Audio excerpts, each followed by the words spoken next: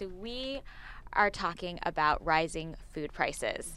And so what are the foods that are more expensive right now? Well, corn is the big one that everyone was talking about yesterday. The Agriculture Department released a study predicting corn and other crop forecasts for the year, and they thought corn production was going to be down significantly. And corn goes into a lot of other foods that we eat, and it also goes into animal feed. So meat prices are expected to go up, and they've already gone up quite a bit, along with pretty much every other food you eat, fruits and vegetables, other grains, everything. Yeah. And so who is most affected by that? You know, is it the people who are at the top of the socioeconomic ladder or the ones who are at the bottom? And what cities are most affected by that as well? Good questions. I think, as with many problems of this nature, people who tend to be lower down on the economic scale are going to suffer more because they're the ones who are going to really have to stretch to afford to buy the food that they need to eat. And in the United States, that's a big problem. It's also a global problem. There are people in other countries rioting over food prices. Prices of onions have gone up a lot in India, for example. Rice, staples of diets for people in many parts of the world are becoming sort of too expensive for them to afford. And it's a bit of a crisis, frankly. So, you know, if you see these prices growing up, you go to the grocery store and all of a sudden you have this huge bill. I mean, what can you do to, you know, not empty your wallet every time you go food shopping? It's a good question. I think the key is to be smarter about it and to be disciplined. So one thing I always want to try to do myself is to make a list before I go and be very clear on what it is I need. However, you have to be flexible. When you get to the supermarket and you see that the thing you wanted, fresh tomatoes, whatever it is actually very expensive, you need to kind of be ready to make a switch. Maybe you need to use canned tomatoes.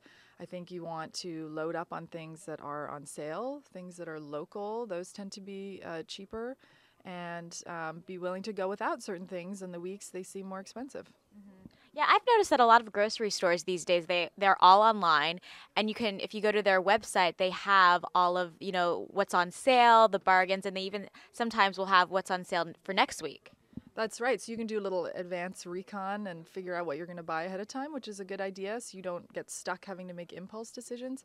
And then for some people who have time, clipping coupons is always something that people mention. Personally, I don't have time to do that kind of thing, although I love the idea. I think it's always good to kind of save money wherever you can and stash it under your pillow for later.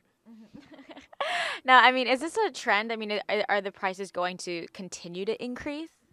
Well, that's a good question. It doesn't seem like anything is going to happen that's going to cause them to go down. There isn't a whole lot anyone can really do. One of the causes of this problem is the freak weather we're having in different parts of the world, which may be related to climate change. There were terrible droughts and fires in Russia. Russia produces a lot of wheat. That affects the global wheat market. There are these floods in Australia going on right now. Florida is freezing, so a lot of citrus crop is being lost. So there's nothing we can really do about this crazy weather. Well, that can be done quickly. So that's one big problem. And another issue is the fact that the recession is easing. So people are starting to buy certain things now that maybe they were cutting back on for a while. So that is putting pressure as well. So anytime that you have production going down and demand going up, the prices go up. Oh, that sounds like a horrible combination, at least for the consumer.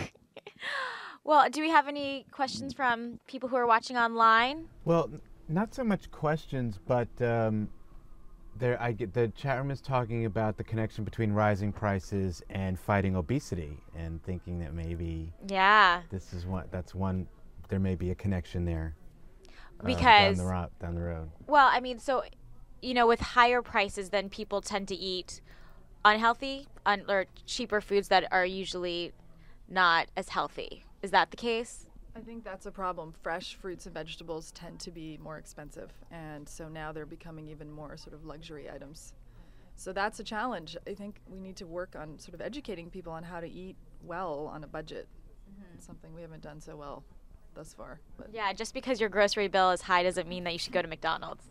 Exactly. McDonald's is really not good nutritional value for your dollars. Not that we want to demonize McDonald's, because no, they have oatmeal. But it's an interesting question. It's an interesting statement to make because in urban areas where in lower income neighborhoods, the fresh fruits and vegetables aren't always available. The studies have They're been not done. available. So it's much easier to go to a fast food chain, and this is of course where the obesity problems are in larger cities, are in the lower income neighborhoods. So it's a whole systematic. It's a problem on the systematic level. It hasn't been. When I was a local reporter in the Bronx, I mean, there were the supermarkets. Even if you would go to them, they didn't. The supermarkets did not have fresh produce. Meanwhile, it had the most per capita. You know, they fast food restaurants. You know, so many in a small place in like the United States. So it's, you know, that just tends to happen in the poorer parts of. So if you're a cities. vegetarian like me, is my budget going to be, my food budget going to be terribly affected? I think everyone's food budget is going to be affected. You may not notice it necessarily. It might happen gradually. And frankly, I've been noticing prices of things going up already. It's not like this is anything even that new. I mean, things have gotten really, really expensive. A carton of organic milk at my local supermarket is like $6 or something. It's crazy. But I think if you are a vegetarian, you have some advantages in that you don't eat meat. Meat tends to be more expensive. So maybe you'll eat beans, maybe you'll eat eggs. Egg prices seem to have been more stable versus other things. So yes, you have to be creative. Unless you get the cage-free organic eggs, which are about $7. Yeah, that's it. The organic thing, I think a lot of people are going to end up having to throw a bit of that out the window, even though I think it is healthy to eat organically. That type of food tends to Or be start more a expensive. little garden. My friend Sheelah has a small house in Brooklyn here, and she grows tomatoes, potatoes. She has 3 chickens in her backyard, so she's got Wow. eggs. And so she has the room to do that. That's nice. But it's a little tiny. I mean, you know, this is New York City. Her yard is the size of a postage stamp, but she's making the most of it with hanging baskets to grow vegetables, and and the chickens really just eat all the grass, so that she doesn't have to cut the grass.